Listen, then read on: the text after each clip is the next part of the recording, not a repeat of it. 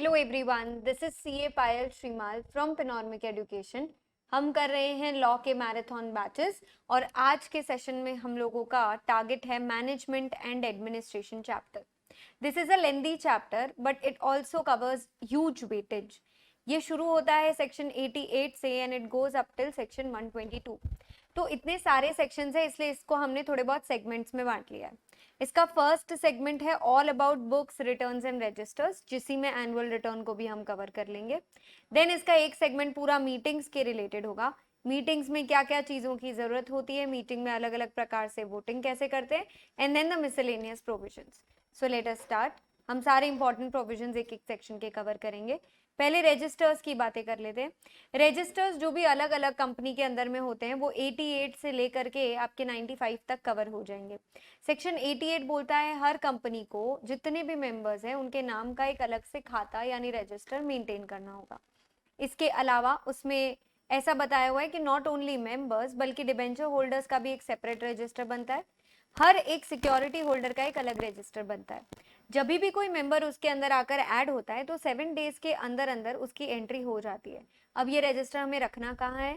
ये हम रख सकते हैं किसी भी सिटी टाउन विलेज जहाँ पर रजिस्टर्ड ऑफिस है हमारी कंपनी का, या फिर उस जगह जहाँ पे 1/10 से ज्यादा मेंबर्स अगर रिसाइड करते हैं, क्योंकि ये मेंबर्स का ही खाता है तो जहाँ वो रहते होंगे वहां पे इनको रखने का ज्यादा सेंस बनता है। इसके बाद उसमें और भी बहुत सारी डिटेल्स हमें डालनी होगी। अगर एक कंपनी लिस्टेड बाय शेयर्स है, लिमिटेड बाय शेयर्स वाली कंपनी है, तो MGT 1 में फॉर्म दे रखा है कि उसमें क्या क्या डिटेल उस मेंबर के बारे में भरनी है। मतलब एक पेज एक मेंबर का और क्या डिटेल्स उसमें मेंबरशिप की आएगी। और अगर आपकी ये कंपनी लिमिटेड बाय शेयर्स नहीं होगी तो उसको ये सारी डिटेल्स उस मेंबर के बारे में भरनी होगी। Not just we have to fill these details,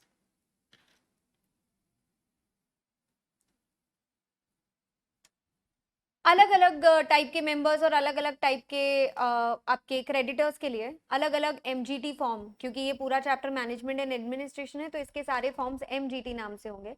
debenture holders की फुल डिटेल्स अपन को MGT 2 फॉर्म नंबर के अंदर भरनी होती है। इन केस मेंबर की डेथ हो जाती है या वो इंसॉल्वेंट हो जाता है तो भी हमें जो चेंजेस है वो करने होंगे। अब क्योंकि इतने सारे मेंबर्स हैं तो उस केस में हम लोगों को हर एक मेंबर के केस में उसका नाम ढूंढने के हिसाब से एक इंडेक्स स्टार्टिंग में दे देना होगा if there are more than 50 members.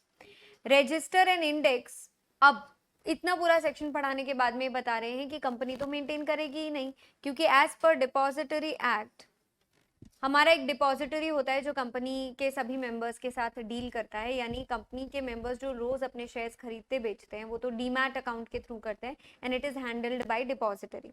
So NSDL CDSL जो डिपॉजिटरीज होती हैं वो अपने पास ये पूरा इंडेक्स मेंटेन करती है। तो कंपनी को अपने पास रोजमर्रा में मेंबर्स के नाम लिख के रखना जरूरी नहीं है if depository is doing the same.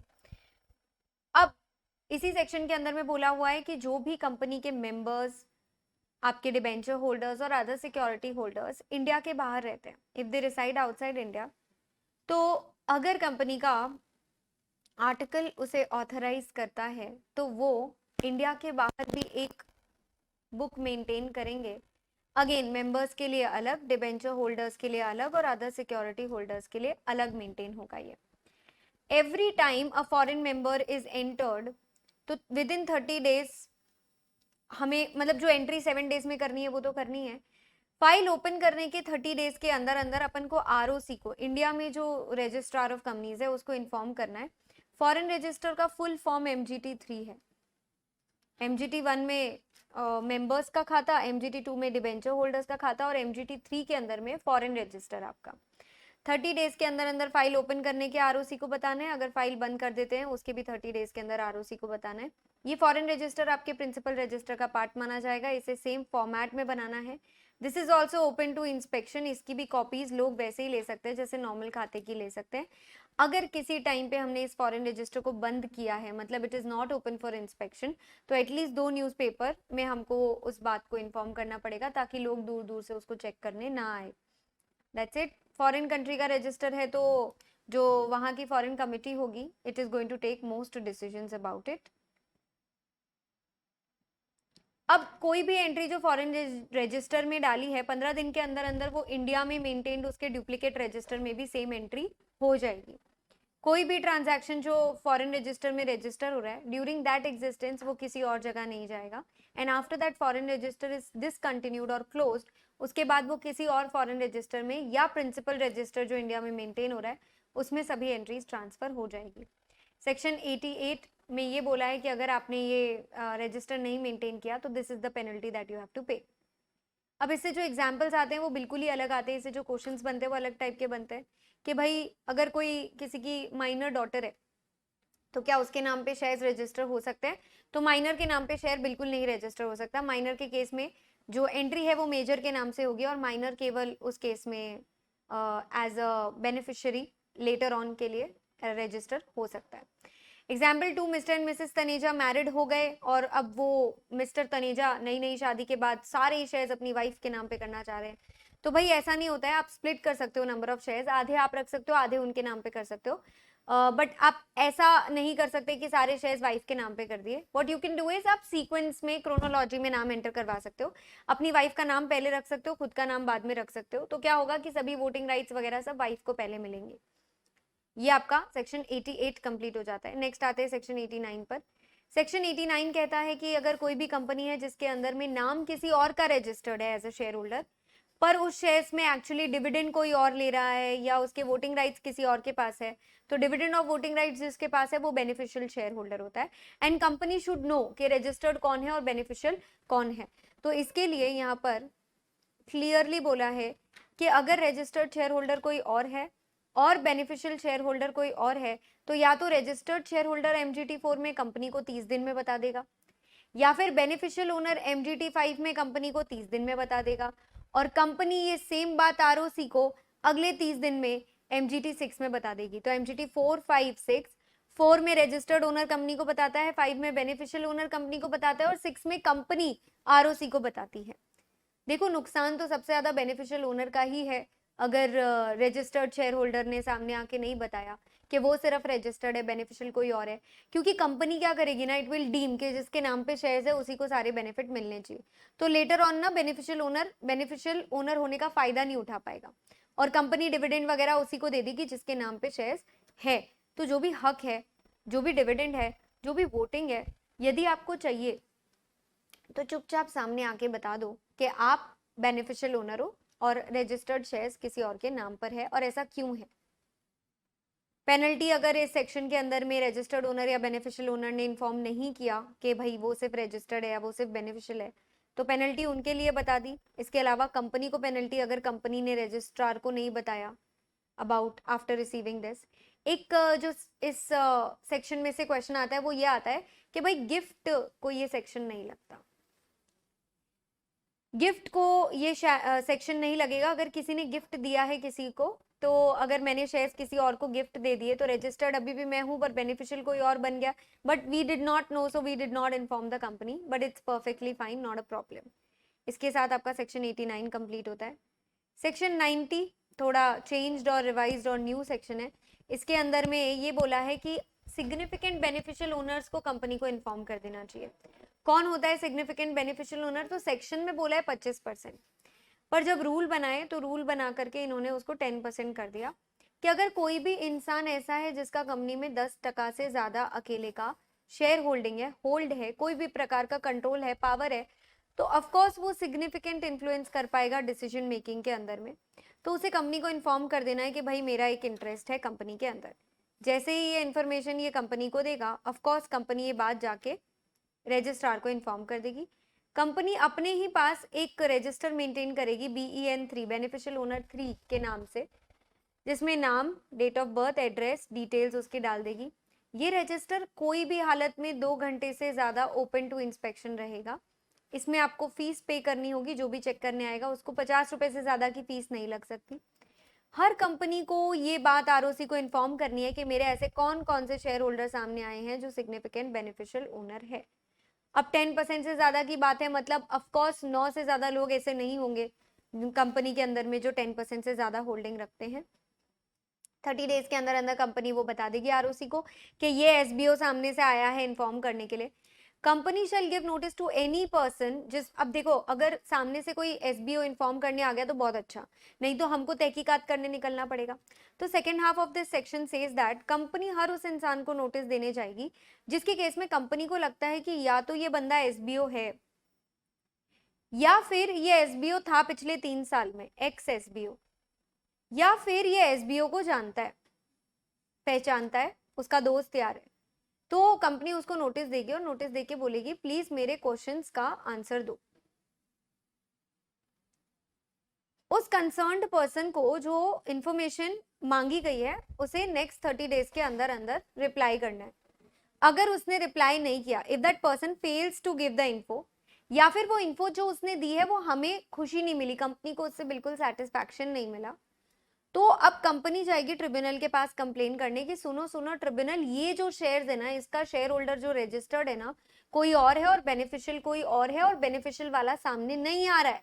आप एक काम करिए, आप ये शेयर्स अपने पास अटैच कर लीजिए, मतलब प्लीज सस्पेंड कर दो सभी अधिकार, हम इन शेयर पर डिविडेंड या वोटिंग कुछ भी देना चाहते नहीं है।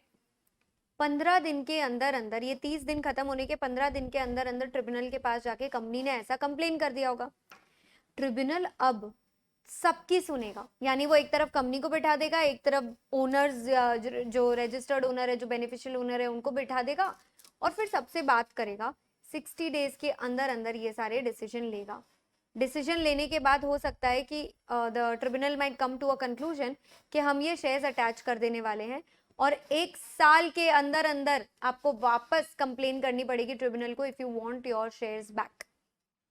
ठीक है, within a period of 1 year you can apply, otherwise the shares will be transfer to IEPF. हम ऑलरेडी देख चुके हैं इन्वेस्टर एजुकेशन प्रोटेक्शन फंड क्या होता है और उसमें आपके सारे शेयर्स चले जाएंगे।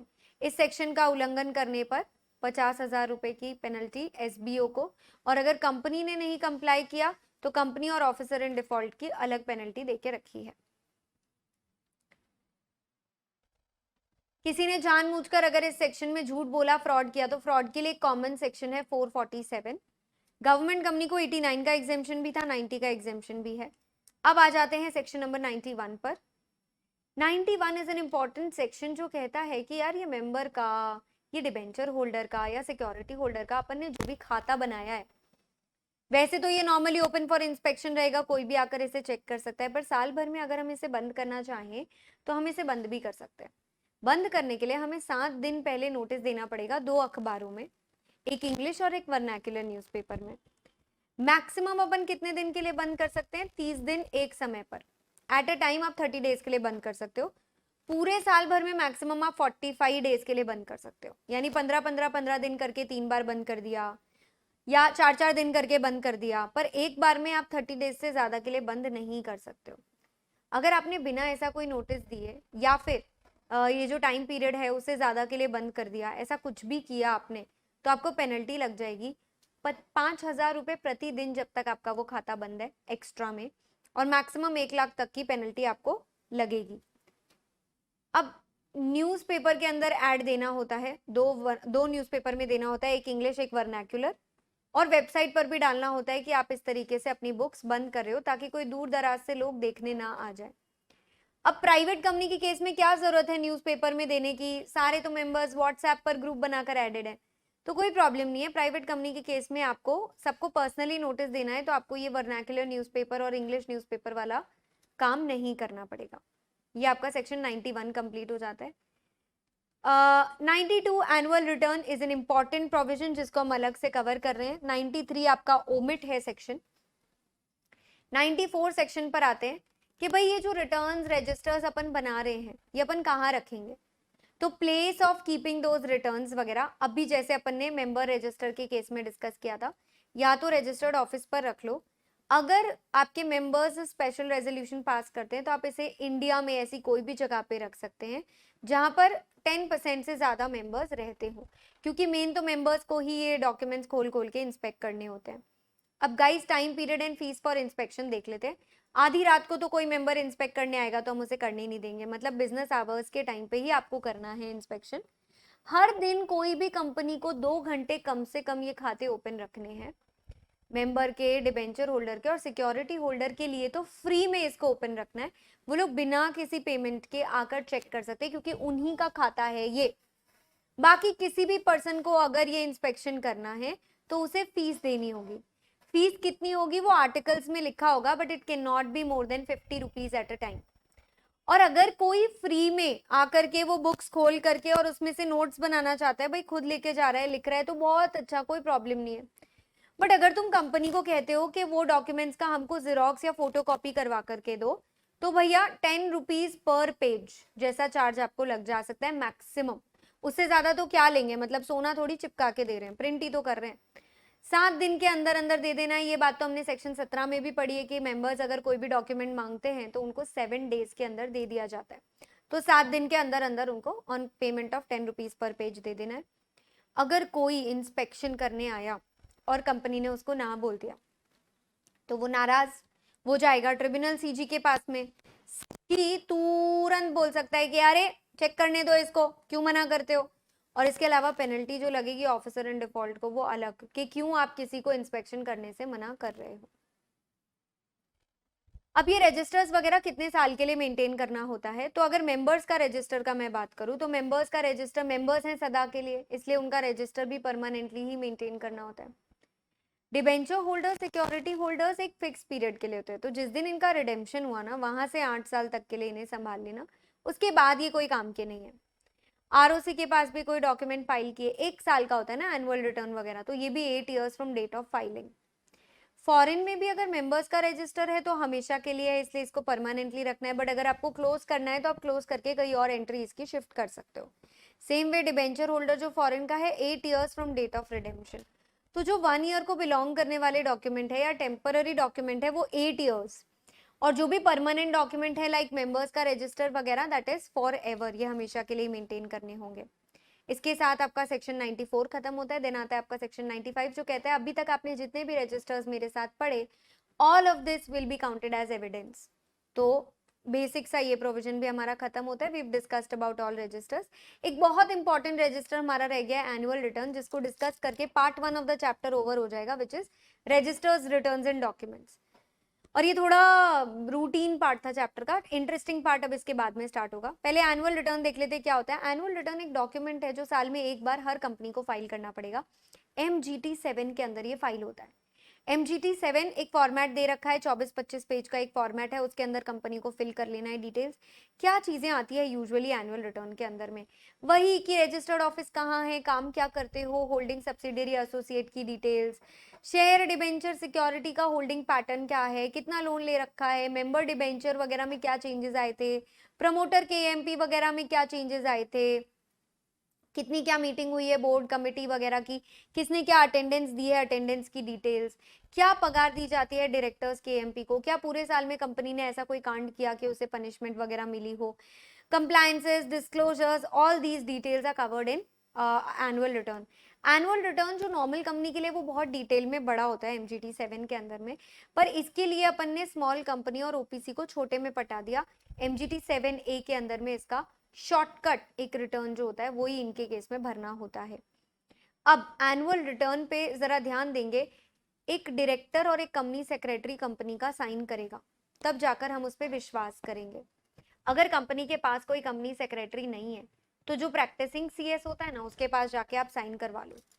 1 पर्सन कंपनी के केस में, स्मॉल कंपनी के केस में, प्राइवेट कंपनी के केस में अगर CS है तो CS से करवा लो, CS नहीं है तो एक डायरेक्टर भी चलेगा, बाहर जाके कोई दूसरा CS पकड़ के साइन करवाने की जरूरत नहीं है। अब आपने तो अपने हिसाब से एनुअल रिटर्न में चीजें भर दी होगी, पर वो चीजें गवर्नमेंट तो डायरेक्टली विश्वास कर नहीं लेगा। तो गवर्नमेंट बोलता है कि बड़ी बड़ी कंपनीज के केस में मैं तब मानूंगा कि एनुअल रिटर्न सही है जब आप इसका कराते हो सर्टिफिकेशन। जस्ट लाइक ऑडिट कराने के बाद FS पे भरोसा आता है, वैसे ही सर्टिफिकेशन कराने के बाद एनुअल रिटर्न पे भरोसा आता है। तो ये सर्टिफिकेशन किसको कराना है? आई हैव टोल्ड यू, एक कंपनी है जिसने जिंदगी में सारे गुनाह किए हैं, दैट इज लिस्टेड कंपनी, इसको तो कराना ही है सर्टिफिकेशन। इसके अलावा लिमिट जो दे रखी है वो दे रखी है paid up share capital 10 crore की, टर्नओवर हमेशा बड़ा लिमिट होता है 50 करोड़ की। अगर इन दोनों में से कोई भी लिमिट आपकी हिट होती है तो आपको ये सर्टिफिकेशन कराना पड़ेगा एक CS जो प्रैक्टिस करता है उससे। अब एमजीटी 7 में तो आपने ये फॉर्म भरा है, एमजीटी 8 में कराओ उससे सर्टिफिकेशन। कैसे करके देगा वो सर्टिफिकेशन भैया? वो ये चीज लिख के देगा, पढ़ा देती हूँ मैं क्या लिख के देगा।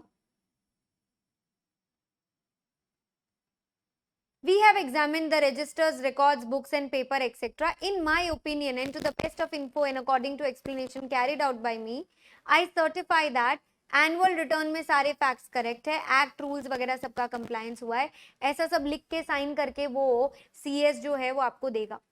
अब सीएस जब ये बातें लिख के देगा कि भाई एनुअल रिटर्न में सब कुछ करेक्ट है, सब कुछ एडिक्वेटली डिस्क्लोज्ड है और कंपनी ने जो है सारे प्रोविजंस एक्ट के कंप्लाई कर लिए हैं, तो वो सीएस इन प्रैक्टिस साइन करके देगा, ठीक है, उसके ऊपर। पर जिस सीएस इन प्रैक्टिस से आपने इसको ऑथेंटिकेट कराया था ऊपर में, वही सेम सीएस इसको कभी सर्टिफाई नहीं कर सकता, दोनों अलग अलग आदमी होने चाहिए, ये याद रखिएगा। अब अपन ने 134 में बोर्ड रिपोर्ट जो पढ़ा था उसके अंदर अपन ने पढ़ा था कि एनुअल रिटर्न का छोटा सा एक्सट्रैक्ट अटैच करना होता है, वो एक्सट्रैक्ट एमजीटी 9 के अंदर अटैच करना होता है। टाइम लिमिट, आपका एनुअल रिटर्न बन जाएगा साल खत्म होने के बाद में, एजीएम हो जाने से 60 दिन के अंदर अंदर इसे आपको फाइल कर देना है। एफएस आप 30 दिन में फाइल करते हो ना, वैसे ये 60 दिन में फाइल करते हो।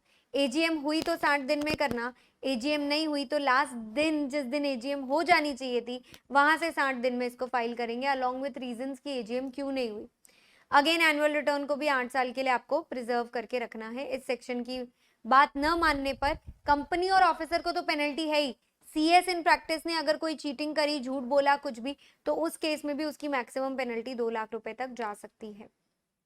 ये आपका एनुअल रिटर्न भी यहाँ पे होता है फिनिश। अब आते हैं interesting version of the chapter पे। अलग अलग टाइप की मीटिंग्स जो होती हैं और अलग अलग टाइप की वोटिंग्स के अंदर में क्या प्री रेक्विजिट्स होते हैं, शुरू करते हैं। तो भैया मीटिंग कोई भी कंपनी में 2 टाइप की होती है। एक, सारे शेयर होल्डर्स जब साल में एक बार मिलते हैं उसको कहते हैं एनुअल जनरल मीटिंग। ये कब, कैसे और क्या डेडलाइन में होती है इसका सेक्शन बेहद इंपॉर्टेंट है, वील जस्ट डिस्कस। देन अचानक पर काम पड़ने पर इमरजेंसी जो मीटिंग्स होती है, 2000 extraordinary general meetings covered in section 100। तो 96, 100 एंड एवरीथिंग इन बिटवीन अभी कवर करते हैं। 96 में बोला है हर कंपनी को हर साल, चाहे तुम प्राइवेट हो, पब्लिक हो, कोई भी हो, उसे मीटिंग रखनी पड़ेगी। ऑफ कोर्स 1% कंपनी नहीं रखेगा क्योंकि सारे मेंबर्स की मीटिंग रखनी होती है। 1% कंपनी तो बैठे बैठे ब्रेकफास्ट टेबल पर अकेले ही मीटिंग कर लेता है। तो हर साल हर एजीएम पर हर कंपनी को एक मीटिंग रखनी होगी। क्या बोला है कि 2 एजीएम के बीच का गैप 15 महीने से ज्यादा नहीं होना चाहिए, मतलब दोनों मीटिंग बैक टू बैक रखनी है, 15 मंथ से ज्यादा का गैप उसमें नहीं चलेगा। एक बहुत इंपॉर्टेंट बात ये भी बोल दी कि हर साल खत्म होने के बाद 6 महीने के अंदर अंदर मीटिंग हो जानी चाहिए। मतलब 3 बातें बोली है, एवरी कंपनी, एवरी ईयर बोल दिया, मतलब जैन से दिसंबर के बीच में एक मीटिंग होना चाहिए, वेरी गुड। फिर दूसरी बात बोल दी, 2 मीटिंग के बीच में 15 महीने से ज्यादा गैप नहीं होना चाहिए, ठीक है। तो 12 महीने से ज्यादा गैप कर सकते हो बट 15 महीने से ज्यादा गैप नहीं चलेगा, तो 3 महीने का हेर फेर तो वहां पे भी नहीं हो सकता। तीसरी बात ये बोल दी कि कोई भी हालत में आपको साल खत्म होता है आपका मार्च एंड में, वहां से 6 मंथ्स के अंदर अंदर मीटिंग कर लेनी है, यानी सितंबर एंड में। तो जैन से दिसंबर के बीच में सितंबर तो आ ही गया, और अगर आप सितंबर एंड तक मीटिंग कर लेते हो तो कोई भी हालत में आपका दूसरी मीटिंग से 15 महीने से ज्यादा का गैप भी नहीं हुआ, क्योंकि आप 31 मार्च के बाद मीटिंग करोगे। अप्रैल, मई, जून, जुलाई, अगस्त, सितंबर, इस साल आपने अगर सपोज अगस्त में कर ली मीटिंग, तो अगले साल भी आप नियर अबाउट सितंबर में कर ही लोगे, तो लगभग 12 महीने जैसा ही गैप होता है, 15 महीने से ज्यादा गैप होता ही नहीं। तो मैं आपको बता दूं कि प्रैक्टिकली सबसे ज्यादा इंपॉर्टेंट लिमिट ये 6 महीने वाली होती है, क्योंकि आप ये कंप्लाई करोगे तो ये वाली और ये वाली तो ऑटोमेटिकली कंप्लाई हो जाएगी। अब इन्होंने ये भी कहा है कि हर साल आप जब एजीएम कर रहे होंगे ना, तो आपको 3 महीने का एक एक्सटेंशन मिल सकता है अगर आप रिक्वेस्ट करते हैं टू द रजिस्ट्रार कि सर हम ये मीटिंग नहीं कर पाए किसी कारणवश, वो स्पेशल रीजन बताइएगा, तो वो आपको 3 महीने का एक्सटेंशन दे सकते हैं। पर ये बाकी सालों में होता है, फर्स्ट ईयर में तो ये एक्सटेंशन आपको ऑलरेडी मिला हुआ होता है, क्योंकि फर्स्ट ईयर में आपको उस साल ही मीटिंग नहीं करनी होती है, और फर्स्ट ईयर में आप 15 महीने वाला गैप भी नहीं कंपेयर कर सकते, क्योंकि फर्स्ट ईयर के पहले तो कोई एजीएम हुई भी नहीं रहती है। तो फर्स्ट ईयर को सिर्फ एक ही कंडीशन लगती है कि जिस भी 31 मार्च को साल खत्म हुआ पहला वाला, उससे 9 महीने के अंदर अंदर मीटिंग कर लेनी है, यानी दिसंबर एंड तक। तो फर्स्ट एजीएम को केवल एक ही कंडीशन लगती है, उसके बाद हर एजीएम को 3 कंडीशन लगती है, every year 6 months from the close of financial year, and कोई भी हालत में ज्यादा से ज्यादा 3 महीने का एक्सटेंशन आपको मिल सकता है। 6 महीने के अंदर अंदर आपको मीटिंग कर लेनी है खत्म। तो इन तीनों में से जो भी अर्लीस्ट पे होता है उस पे आप एजीएम कर लोगे। फिर क्या बातें बोली है एजीएम के बारे में कि हर एजीएम बिजनेस आवर्स के अंदर अंदर होनी चाहिए। बहुत इंपॉर्टेंट बातें हम डिस्कस कर रहे हैं, यानी 9 बजे से लेकर के शाम को 6 बजे तक के बीच में आपका एजीएम फिनिश हो जाना चाहिए। आप अटपटे आवर्स पे मीटिंग नहीं रख सकते, अधराती मीटिंग नहीं रख सकते, आप नेशनल हॉलीडे पे कभी मीटिंग नहीं रख सकते। आपको कोई भी हालत में ये जो मीटिंग रखनी है ना, you should keep it at the registered office only. Registered office of the company, या रजिस्टर्ड ऑफिस अगर छोटा पड़ता है तो सेम सिटी में रखो ना कहीं और। देखो सेम सिटी में कहीं और होगा ना, लोग पहुंच जाएंगे। बट अगर आप किसी और सिटी में ही रख दोगे, कोई और जगह पे ही रख दोगे, तो मुश्किल हो जाएगी लोगों को पहुंचने में। यूजुअली लोग वहीं रहते ही होंगे रजिस्टर्ड ऑफिस के वहां पर ही। अनलिस्टेड कंपनी के केस में बोल रहे हैं आप कहीं पे भी रख सकते हो इंडिया के अंदर में, बस सभी मेंबर्स की एडवांस में मर्जी होनी चाहिए। All the members should give their consent in advance. अगर अनलिस्टेड कंपनी के केस में उन्होंने दिया तो इन इंडिया आप कहीं रख सकते हैं, मतलब इंडिया के बाहर तो ये लोग भी नहीं रख सकते। सीजी चाहे तो किसी भी कंपनी को ये प्रोविजंस, ये 3 जो प्रोविजन पढ़े ना अपन ने, 9 to 6 के बीच में रखना है, नेशनल हॉलीडे पे नहीं रखना है, फिर आपका सेम सिटी टाउन पैलेस कहीं पर भी है वहीं पर रखना है, ये कंडीशन सीजी चाहे तो किसी भी कंपनी को छूट दे सकती है। और सीजी ने एक्चुअली गवर्नमेंट कंपनी को और सेक्शन 8 कंपनी को ही ये चीजों का छूट दिया है। गवर्नमेंट कंपनी के केस में बोला है, गवर्नमेंट कंपनी के केस में क्या बोला है कि आप ये सब रूल्स तो मानो ही, पर प्लेस कोई भी हो सकती है जहां सीजी चाहे, यानी रजिस्टर्ड ऑफिस पे कर लो या कहीं भी और कर लो जहां सेंट्रल गवर्नमेंट बोल रहा है, दोनों चलेगा। ये आपका हो गया सेक्शन 96 एजीएम कंप्लीट। 97 कहता है कि अगर कंपनी ने एजीएम नहीं बुलाया, which is the most important meeting of the year, तो कोई भी हालत में ट्रिब्यूनल को बुरा लगेगा। एंड अगर किसी ने भी कंप्लेन किया, किसी मेंबर ने कंप्लेन किया कि सर देखो ना मीटिंग नहीं हो रही, या फिर कोई भी हालत में ट्रिब्यूनल को खुद लगा कि भाई हाँ मुझे ऐसा लग रहा है कि मुझे मीटिंग बुलानी चाहिए, तो ट्रिब्यूनल ये एजीएम खुद बुला सकता है। और ऐसे बुला सकता है जैसे कि एक आदमी भी प्रेजेंट होने से एजीएम कंडक्ट हो जाएगी। इतने हार्श कंडीशंस में भी ट्रिब्यूनल ये एजीएम बुला सकता है, उसे वैलिड एजीएम माना जाएगा। अगली बात ईजीएम की बोली कि ट्रिब्यूनल चाहे तो वो तो ईजीएम भी बुला सकता है। अगेन कब बुला सकता है? जब कोई भी कारण से कंपनी मीटिंग नहीं बुला रही है, या कोई मेंबर इसे कह रहा है मीटिंग कंडक्ट करने के लिए, या ट्रिब्यूनल सुओ मोटो, या कोई डायरेक्टर कह रहा है, कोई मेंबर कह रहा है, ट्रिब्यूनल अपनी मर्जी से भी ये मीटिंग बुला के दे सकता है, extraordinary general meeting. Extraordinary general meeting भी जैसा ट्रिब्यूनल को ठीक लगे वैसा ही होगा, यानी इन द सेंस इसमें भी ऐसा हो सकता है कि एक ही आदमी जो खुद से प्रेजेंट है, या प्रॉक्सी क्या होता है वो भी मैं बता दूंगी, अगर वो भी प्रेजेंट है तो मीटिंग वैलिड मानी जाएगी। यूजुअली तो मीटिंग में कम से कम कुछ लोग होने चाहिए, बट अगर ट्रिब्यूनल ने वो मीटिंग बुलाई है तो उसमें कितने भी लोग होंगे तो वो चल जाएगा। ये आपका 98 हो गया। अगर ट्रिब्यूनल की बात नहीं मानी, यानी 96, 97, 98 सेक्शन का उल्लंघन किया, तो पेनल्टी इसकी सेक्शन 99 में दे रखी है। लास्ट मीटिंग का सेक्शन आता है सेक्शन नंबर 100, जो कहता है अचानक से जो अपन एक्स्ट्रा ऑर्डिनरी जनरल मीटिंग बुला लेते हैं उसके बारे में। कौन बुलाएगा? देखो हमेशा वैसे बोर्ड बुलाता है जब बोर्ड की मर्जी हो, जब बोर्ड को ठीक लगे। ईजीएम हमेशा इंडिया में ही होगी, बट ध्यान से सुनिएगा, अगर इंडिया में एक ऐसी कंपनी है जो किसी फॉरेन कंपनी की होली ओन सब्सिडियरी है, मतलब उसका इकलौता ओनर इंडिया के बाहर है, क्योंकि वो फॉरेन कंपनी है होल्डिंग, तो आप उस फॉरेन कंपनी में, कंट्री में भी रख सकते हो, जहां पे वो फॉरेन कंपनी है वहां पे भी उसका रख सकते हो। अदरवाइज बाकी सबका इंडिया में ही रखना है अपन को मीटिंग। बोर्ड खुद तो ईजीएम बुला ही सकता है, पर अगर कुछ पर्टिकुलर सेट ऑफ लोग रिक्वेस्ट डालते हैं बोर्ड को, कितने लोग, 10% of paid up capital hold करने वाले लोग, अगर ये रिक्वेस्ट डालते हैं कि हम लोगों को मीटिंग करना है, तो वैसे लोगों की रिक्वेस्ट आने पर बोर्ड को बुलाना पड़ेगा एक EGM। कैसे क्या बुलाना पड़ेगा, ध्यान से समझिए। रेक्विजिशन पे साइन होना चाहिए रेक्विजिशनिस्ट का, 10% लोगों का, और इसे रजिस्टर्ड ऑफिस पे भिजवाना होगा। बोर्ड को 21 दिन में तैयारी करके 45 डेज में तो मीटिंग बुला लेनी है। अगर बोर्ड 45 डेज में मीटिंग नहीं बुला पाया तो नेक्स्ट टोटल 3 मंथ्स के अंदर लोगों को बुलाना होता है, तो 3 मंथ्स में होते हैं आपके 90 डेज। 90 डेज में से 45 डेज तो बोर्ड ने वेस्ट कर दिए, तो मैं ये कहूंगी नेक्स्ट 45 डेज के अंदर अंदर रेक्विजिशनिस्ट ये मीटिंग खुद अपने हाथों से बुला लेंगे, सारा मैटर अपने हाथ में ले लेंगे। रेक्विजिशनिस्ट ने जो मीटिंग बुलाई है, it will be called and held by the board.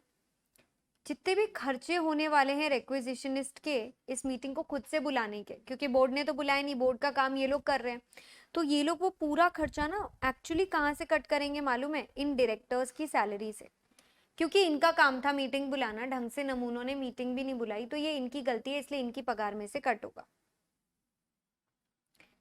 Next आता है आपका EGM बाय रेक्विजिशनिस्ट। रेक्विजिशनिस्ट मीटिंग कैसे बुलाएंगे, 21 दिन पहले सबको नोटिस मिल जाएगा, किस जगह पे कहाँ कितने बजे मीटिंग है वो डिटेल्स बता देंगे, और इस तरीके से ये मीटिंग अपन कॉल कर लेंगे।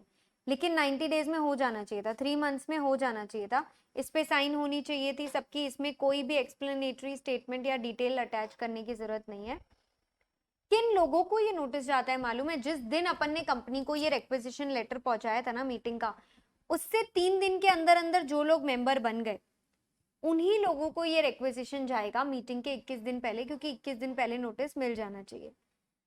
अगर मीटिंग नहीं हो पाई, रेक्विजिशनिस्ट ने जो बुलाई और बोर्ड नहीं कर पाया, तो बोर्ड वो लिस्ट 45th डे तक अपडेट करके रेक्विजिशनिस्ट को देगा, तभी तो उनको पता चलेगा who to call for the meeting. कौन मालिक लोग है, कौन ओनर लोग हैं, इनका लिस्ट तो बना के आपको देना पड़ेगा रेक्विजिशनिस्ट को।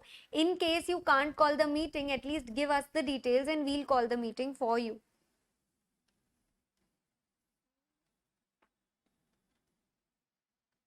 ये आपका कंप्लीट हो गया मीटिंग्स। अब आते हैं वेरी वेरी इंटरेस्टिंग एरिया पर, prerequisites of a meeting. एक मीटिंग कभी भी करनी हो तो उसमें क्या क्या चीजें होनी जरूरी है, ये जो एरिया आ रहा है ये आपके सिलेबस का, आपके इस चैप्टर का मोस्ट इंपॉर्टेंट सेगमेंट है। 101 में चाहे वो आपका मीटिंग का नोटिस हो, 102 में एक्सप्लेनेटरी स्टेटमेंट हो, 103 में आपका जो भी कोरम हो, कोई प्रॉक्सी हो आपका, 105 में चेयरमैन की बात हो, या 112-13 में रिप्रेजेंटेशन हो, ये सब चीजें मीटिंग के लिए जरूरी है। इसीलिए नाम दिया है प्री रेक्विजिट्स। क्या चीजें मीटिंग के लिए होनी जरूरी है, कुछ चीजें मीटिंग के पहले होती है, कुछ चीजें मीटिंग के दौरान होती है, और कुछ चीजें मीटिंग के बाद होती है। तो ये सबको मिला के pre requisites of a meeting, यानी जरूरी चीजें मीटिंग के लिए क्या है वो हम बोल रहे हैं। 101 सबसे पहले नोटिस की बात कर लेते हैं। मीटिंग के नोटिस के रिलेटेड सब कुछ पूछा जा सकता है एग्जाम में। मीटिंग का नोटिस हर एक मेंबर को जाएगा 21 कंप्लीट दिन पहले, मतलब फुल डेज गिनना है आपको। साथ ही साथ याद रखिएगा कि कोई भी एओए से ये 21 दिन का तारीख कम नहीं कर सकता, डेट्स कम नहीं कर सकता। सेक्शन 8 कंपनी 21 दिन की जगह 14 डेज ही मानती है। याद रखिएगा कि ये 21 क्लियर डेज के अलावा मीटिंग का दिन एक्सक्लूड होता है, और जिस दिन ये नोटिस डाला वो दिन एक्सक्लूड होता है। हम ये भी मानते हैं कि 48 आवर्स के लिए ये पोस्ट रास्ते में ही था, यानी 2 दिन इसके और जुड़ जाते हैं। तो आप समझिए जिस दिन नोटिस डाला वो दिन, 2 दिन रास्ते के, और इसके अलावा 21 क्लियर डेज और, तो 21, 22, 23, 24 और मीटिंग वाला दिन, 25 डेज एक्चुअली काउंट करने में हो जाते हैं। कहने को 21 डेज है, पर 1 डे जिस दिन पोस्ट डाला, 1 डे जिस दिन मीटिंग है, और 2 डेज ऑफ ट्रांजिट करके एक्चुअली ये 21 नहीं, सम के लिए तो ये 21-25 बन जाता है। क्या हम 21 दिन से कम का नोटिस देकर भी मीटिंग कन्वीन कर सकते हैं? तो उसके लिए बोला है कर तो सकते हैं, but you will need a permission of lot of people. जिसमें कहा है एजीएम तो बहुत इंपॉर्टेंट मीटिंग होती है, तो उसमें तो भाई जितनी मुंडियां हैं, जितने लोग हैं, मेंबर्स है, उसका 95% मेंबर्स को हाँ बोलना पड़ेगा, क्योंकि everybody would want to come to AGM. अगर वो लोग तैयार है कम पीरियड में भी आने के लिए तो चलेगा, और अगर नॉर्मल मीटिंग है यानी ईजीएम है तो हम देखेंगे 95% कैपिटल वाले लोग जिन्होंने कैपिटल होल्ड किया है, क्योंकि देखो एक्चुअली तो वोट इन्हें करना होता है और वोटिंग का तो इनका मतलब है। और मुंडिया देखेंगे हम 50% से ज्यादा, यानी मेजॉरिटी नंबर वाले लोग होल्डिंग 95% कैपिटल अगर बोल देते हैं, तो ईजीएम के केस में, ईजीएम के केस में हम शॉर्टर बुला सकते हैं। एजीएम के केस में तो 95% मुंडिया हाँ बोलनी चाहिए, तो हम शॉर्टर मीटिंग बुला सकते हैं। किसको किसको मीटिंग का नोटिस मिलेगा? देखो मेंबर्स को मिलेगा, डायरेक्टर को मिलेगा, लीगल रिप्रेजेंटेटिव को मिलेगा अगर कोई मेंबर नहीं रहा तो, इंसॉल्वेंट मेंबर हो गया तो उसके असाइनी को मिलेगा, कंपनी के ऑडिटर को मिलेगा, इन सब लोगों को मीटिंग का नोटिस मिलेगा। नोटिस में क्या लिखा होगा? नोटिस में डेट, डे, आवर, प्लेस और क्या काम करने वाले हैं यानी एजेंडा, इतनी बातें लिखी होगी। अगर गलती से हम किसी को नोटिस भेजना भूल गए तो क्या होगा? एक्सीडेंटल ओमिशन अगर हुआ तो कुछ भी प्रॉब्लम नहीं है, मीटिंग इनवैलिड नहीं मानी जाएगी। पर गाइस ये जानबूझकर नहीं किया होना चाहिए। अगर गलती से आपने किसी को भेजना भूल गए हैं तो कंपनी को ये प्रूव करना पड़ेगा कि हमसे गलती हुई है और ये हमने जानबूझकर नहीं किया है। कैसे भेजते हैं नोटिस? ई मोड से भेज सकते हो, ईमेल में टेक्स्ट की तरह टाइप कर सकते हो, अटैचमेंट की तरह ऐड कर सकते हो, और इलेक्ट्रॉनिक लिंक भेज सकते हो या यूआरएल डाल सकते हो। ईमेल किसको हम भेजने वाले हैं वो कहाँ से मिलेगा? तो देखो आपको लेटेस्ट ना डिपॉजिटरी से मिल जाएगा कि कौन सबसे लेटेस्ट मेंबर्स ऐड हुए हैं, और अकॉर्डिंगली कंपनी के रिकॉर्ड्स और डिपॉजिटरी के रिकॉर्ड्स के हिसाब से आप लोगों को नोटिस भेज दोगे। कंपनी को साल में एक बार हर आदमी को अपना ईमेल अपडेट करने का मौका देना चाहिए, क्योंकि लोगों के ईमेल बड़े फनी और अजीब तरीके के होते हैं। नोटिस बोर्ड पर भी, वेबसाइट पर भी डाल दो कि भाई आप इस तरीके से मीटिंग कन्वीन करने वाले, और जब तक मीटिंग हो नहीं जाती तब तक वेबसाइट पे रहने दो ये नोटिस। डेट, अगर कोई एजीएम की 7 तारीख है और नोटिस 16 अक्टूबर को निकला है तो 16 अक्टूबर मत काउंट करना, 7 नवंबर मत काउंट करना, इसके अलावा 21 दिन होने चाहिए। और इसके अलावा 17 और 18 को तो रास्ते में ही होगा लेटर, तो 19 से गिनना है आपको 21 दिन। 19 अक्टूबर से 21 डेज आपको गिनने हैं, और एक्चुअली 21 डेज कंप्लीट नहीं हो रहे, 19 डेज ही इधर कंप्लीट हो रहे हैं, तो इसके लिए 2 दिन का नोटिस शॉर्ट है। और अगला क्वेश्चन ये लोग पूछेंगे कि क्या ये शॉर्टफॉल हम माफ कर सकते हैं? ये माफ तब हो सकता है भाई, ये एजीएम है ना, हाँ एजीएम है, एजीएम है तो ये माफ तब हो सकता है जब कम से कम 95% मेंबर्स माफ करने को तैयार हो। ये आपका नोटिस का प्रोविजन फिनिश होता है। अगला सेक्शन आता है एक्सप्लेनेटरी स्टेटमेंट, जो नोटिस के पीछे लगता है। अब क्या है ना, घर बैठे हमें बुलावा आ रहा है मीटिंग में जाने का, तो हम सोचेंगे यार कि इस मीटिंग में होने क्या वाला है, उस हिसाब से भी मैं डिसाइड करूं कि क्या मैं ये मीटिंग में जाने वाली हूं या मैं ये मीटिंग में नहीं जाने वाली हूं। तो मुझे एजेंडा के हिसाब से चीजें डिसाइड करनी पड़ेगी एज पर माई एजेंडा। तो अब हर नोटिस जो आपके घर पे आने वाला है कि भाई ये मीटिंग इतने तारीख को है, आपको आना है, उसमें एजेंडा लिखा होगा। पर क्या होगा कि 2 लाइन के एजेंडा से तो मुझे समझ ही नहीं आ रहा है कि what is going to happen in this discussion. तो मेरे को थोड़ा और डिटेल्ड आप डिसीजन दे दो, आपको थोड़ा और डिटेल फैक्ट्स बता दो कि उस एजेंडा में क्या डिस्कशन होने वाला है, तो मैं घर से थोड़ा सोच के आऊं कि मेरे को हाँ बोलना है कि ना बोलना है। तो explanatory statement is actually that attachment, that annexure which is attached at the back of the notice, जहाँ पे एक एक मुद्दा जो डिस्कस होने वाला है वो इन डिटेल, उसके सारे फैक्ट्स, उसके सारे इंपॉर्टेंट थिंग्स आपको अटैच होके मिलते हैं। 4 चीजें ऐसी है जो एजीएम पर होती है हर साल ही, जिसके केस में हमको बिल्कुल डिटेल अटैच करके नहीं भेजनी किसी को, क्योंकि सबको पता है कि उसका डिस्कशन क्या होने वाला है। पहला, ये 4 ऑर्डिनरी बिजनेसेस होते हैं जिनके केस में अपन को बिल्कुल एक्सप्लेनेटरी स्टेटमेंट अटैच नहीं करना पड़ता है। 4 ही ऑर्डिनरी बिजनेस होते हैं। एक डिविडेंड देना हर एजीएम पर, एक डायरेक्टर्स को अपॉइंट करना, एक उनकी ऑडिटर की रेम्यूनरेशन फिक्स करना, और एक एफएस जो है वो अप्रूव करवाना। ये 4 चीजों को ऑर्डिनरी बिजनेस कहते हैं, और इनके केस में अपने एक्सप्लेनेटरी स्टेटमेंट नहीं अटैच करते। इसके अलावा गाइस एजीएम के बाकी सारे बिजनेसेस स्पेशल बिजनेस होते हैं, और ईजीएम के तो सारे ही बिजनेस स्पेशल बिजनेस होते हैं, और ये सारे स्पेशल बिजनेसेस के केस में अटैच करना पड़ता है एक्सप्लेनेटरी स्टेटमेंट। एक्सप्लेनेटरी स्टेटमेंट के अंदर में क्या क्या चीजें आती है? सबसे पहले, अगर हम कोई नया बिजनेस करने जा रहे हैं या अगर अपन ने कोई ट्रांजैक्शन किया, तो उसमें कौन कौन सा डायरेक्टर मैनेजर इंटरेस्टेड है, कौन कौन सा केएमपी इंटरेस्टेड है, उनके रिलेटिव्स अगर इंटरेस्टेड है तो फुल डिटेल उनका।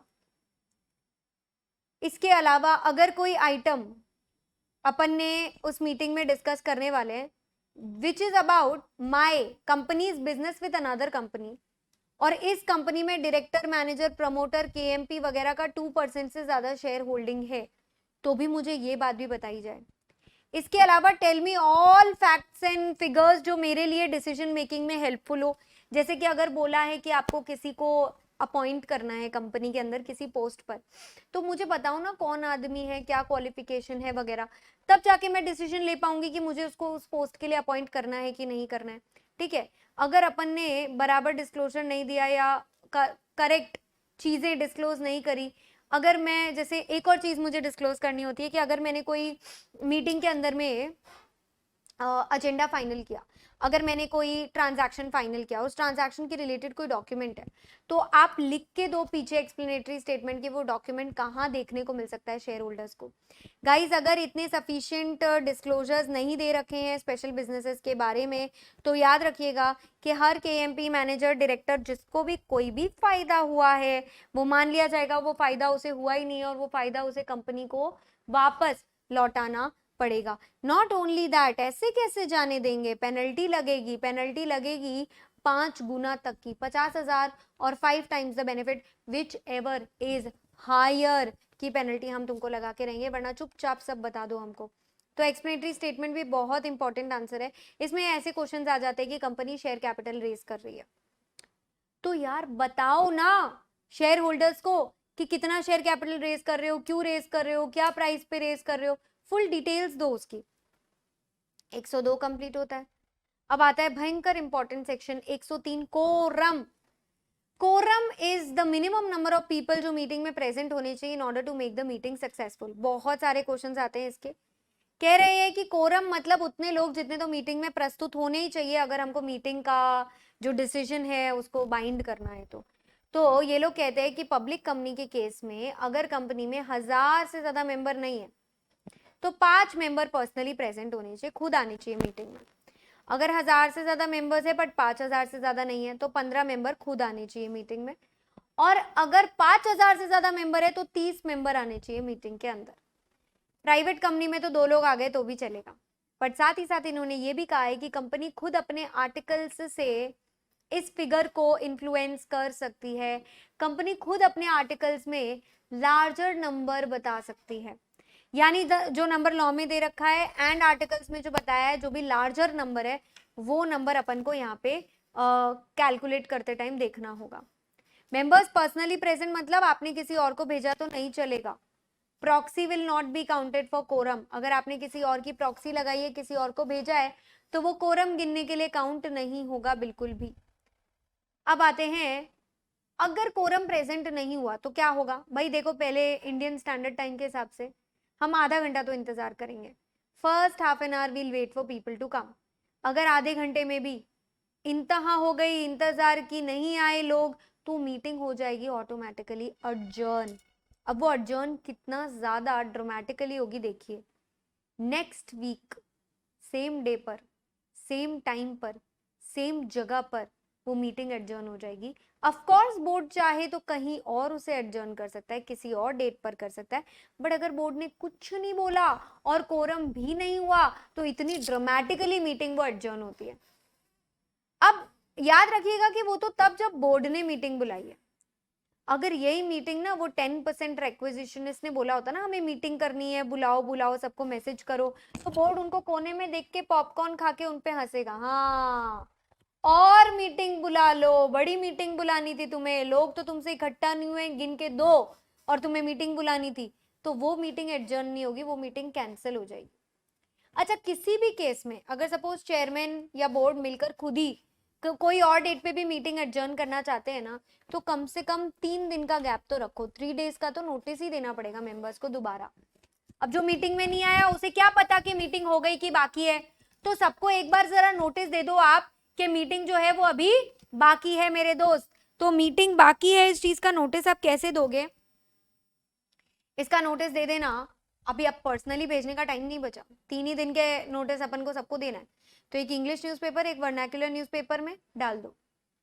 कोरम अगर adjourned मीटिंग पर भी नहीं हुआ तो हमने मीटिंग कैंसिल करके अगले हफ्ते डाली, लोग इतने बिजी उनको अगले हफ्ते आने का भी टाइम नहीं है, तो अब जो लोग आ रहे हैं वो बोलेंगे हम क्या पागल हैं, हमारा क्या दिमाग खराब है, हम क्यों आए फिर रोज रोज। तो अडजर्न्ड मीटिंग पर पहले आधे घंटे वेट होगा, जो लोग मौजूद होंगे वही कोरम बन जाएंगे, चाहे वो एक आदमी भी क्यों ना हो। मैं आपको बता दूं बहुत सारे सेक्शंस 101 से लेके 109 तक के लगातार प्राइवेट कंपनी को नहीं लगेंगे, अगर प्राइवेट कंपनी अपने खुद के आर्टिकल्स में इस चीज को हटाना चाहती है तो। अगर हटाती नहीं है तो उसको भी लगेंगे ये सब सेक्शंस।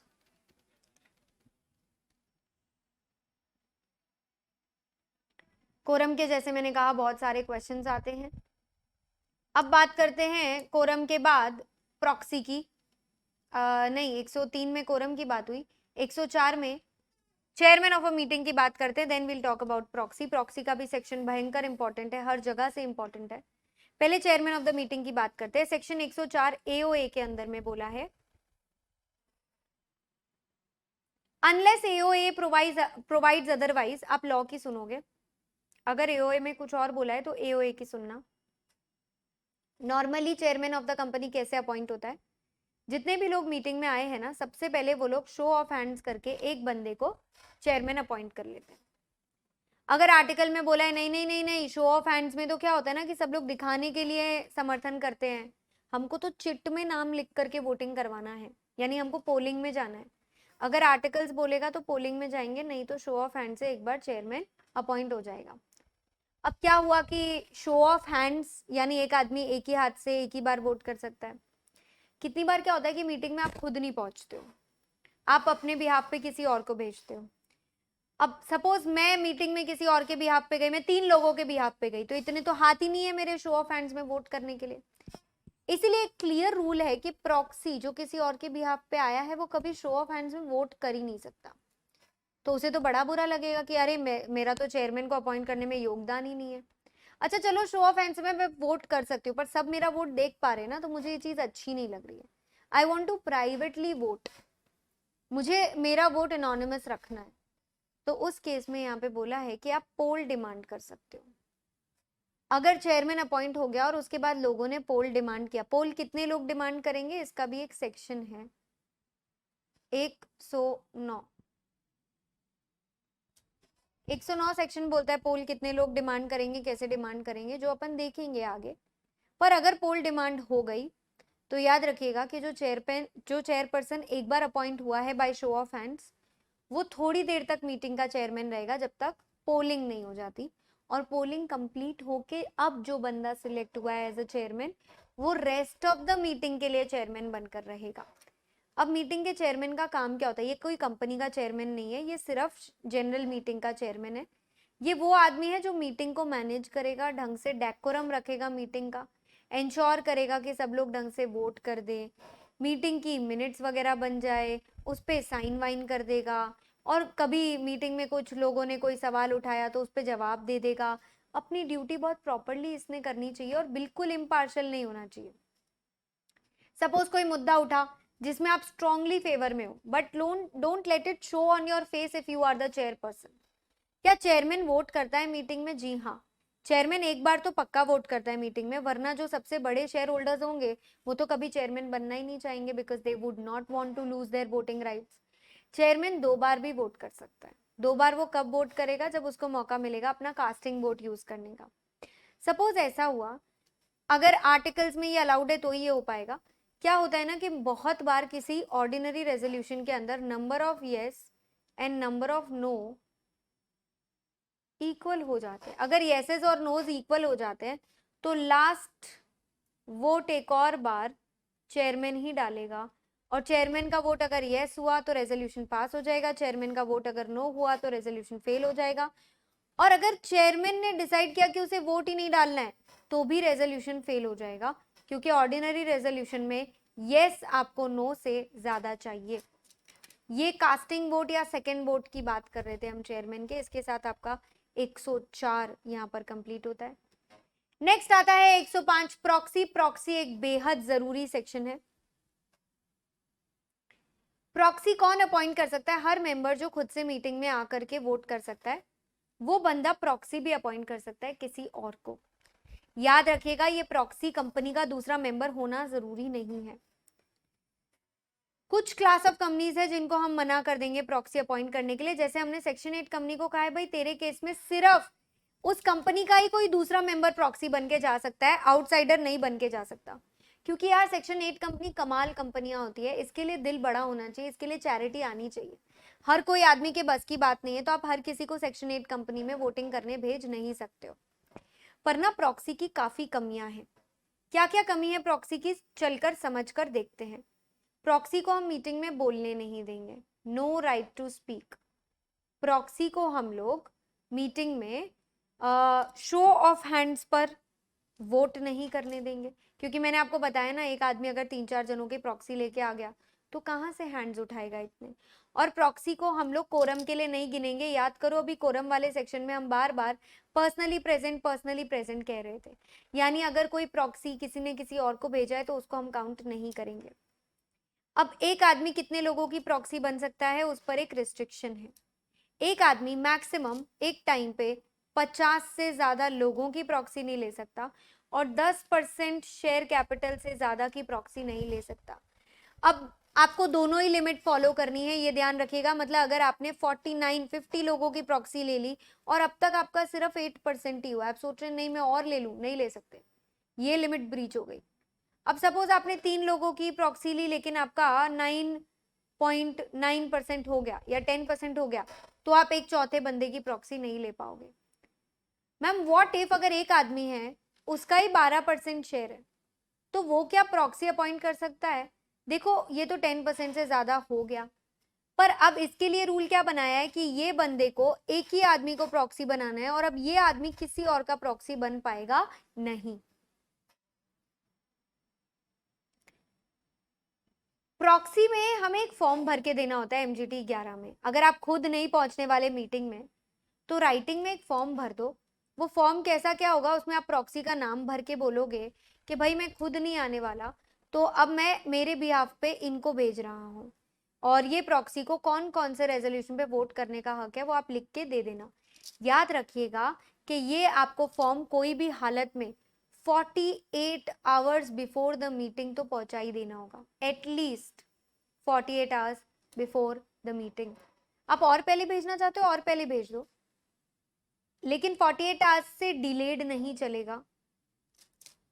आपको हर एक शेयर होल्डर को जो भी नोटिस आपने भेजा है ना मीटिंग का, उसमें लिख के देना होगा कि जनाब आप खुद भी अटेंड कर सकते हो, अगर किसी कारणवश आप नहीं आ सकते तो please appoint a proxy, and proxy need not be a member. आप अपने घर से ही किसी को भेज दो, आप अपनी बिल्डिंग से ही किसी को भेज दो, जरूरी थोड़ी है कंपनी का कोई दूसरा मेंबर ही प्रॉक्सी बने।